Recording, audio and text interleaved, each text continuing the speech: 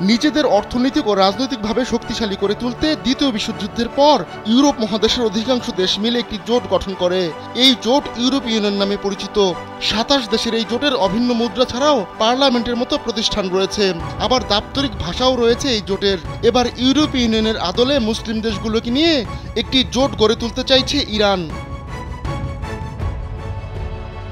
দ্বিতীয় বিশ্বযুদ্ধের পর ধসে পড়ে ইউরোপের অর্থনীতি। এমত অবস্থায় অর্থনৈতিক এবং রাজনৈতিক মোড়ল হওয়ার অভিলাষ থেকেই ইউরোপের দেশগুলো জোট গঠন করে। এতে জোটের প্রতিটি দেশের নিজস্ব সীমানা থাকলেও অন্য সদস্য রাষ্ট্রের নাগরিকরা বাড়তি কিছু সুবিধা পেয়ে থাকেন। ইউরোপের এই ভাবনাকেই কাজে লাগাতে চাইছেন ইরানের সংস্কারবাদী প্রেসিডেন্ট মাসুদ পেজেশকিয়ান। ২৫০টিরও বেশি ডিজাইন অপশন নিয়ে ওয়ালটন স্মার্ট ফ্রিজ, বোঝে আপনার প্রয়োজন। প্রেসিডেন্ট নির্বাচিত হওয়ার পর প্রথম সরকারি সফরে প্রতিবেশী দেশ ইরাকে গিয়ে নিজের এমন স্বপ্নের কথা তুলে ধরেন পেজেশকিয়ান। মুসলিম দেশগুলোর সঙ্গে সম্পর্ক বাড়ানো এবং পশ্চিমাদের ঠেকাতে এমন উদ্যোগ নিতে চাইছেন তিনি। তবে পেজেশকিয়ান যে সীমান্তগুলো খুলে দেওয়ার ইঙ্গিত দিয়েছেন সেগুলো চোরাচালান এবং চরমপন্থীদের অনুপ্রবেশের হটবেড হিসেবে পরিচিত। সমালোচকরা পেজেশকিয়ানের এমন ভীষণকে অবাস্তব বলছেন।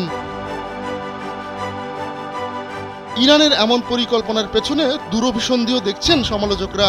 তাদের ভাষায় মূলত পশ্চিমা নিষেধাজ্ঞার ধকল ঠেকাতে এমন প্রস্তাব দিয়েছেন পেজেশকিয়ান। আবার দীর্ঘদিন ধরে ইরান নিজেই মাদক ও অস্ত্র চোরাচালানের কেন্দ্র হিসেবে ব্যবহার হয়ে আসছে। এতে ইরানের পাশাপাশি প্রতিবেশীদের অর্থনীতিতেও অস্থিরতা তৈরি হয়েছে। আর সীমান্তহীন এই জোট গঠিত হলে মাদক ও অবৈধ পণ্যের চোরাচালান বাড়বে বলে বিশ্বাস অনেকের। পেজেশকিয়ানের এমন স্বপ্ন বাস্তবে রূপ পাওয়ার সম্ভাবনা নেই বললেই চলে। মধ্যপ্রাচ্যের দেশগুলো সাধারণত নিজেদের সীমান্ত নিয়ে বেশ রক্ষণশীল। বিশেষ করে রাষ্ট্রীয় এবং অরাষ্ট্রীয় অ্যাক্টরদের দিক থেকে সম্ভাব্য হুমকি নিয়ে তারা সবসময় তটস্থ থাকে।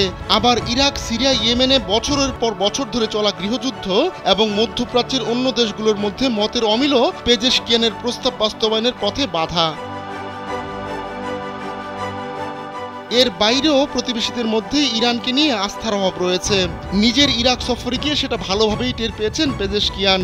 ইরানের ঋণ মেটাতে ইরাককে যৌথ মুদ্রা চালুর অনুরোধ জানিয়েছিলেন তিনি। তবে ৪০ মিনিটের বেশি সময় ধরে চলা ইরাকের পররাষ্ট্রমন্ত্রী ফুয়াদ হোসেনের সঙ্গে ওই বৈঠক ফলপ্রসূ হয়নি। পেজেশকিয়ানের প্রস্তাব জোরালোভাবেই নাকচ করে দিয়েছেন ইরাকের পররাষ্ট্রমন্ত্রী। আহমদুল্লাহ শিকদার, কালবেলা ডেস্ক।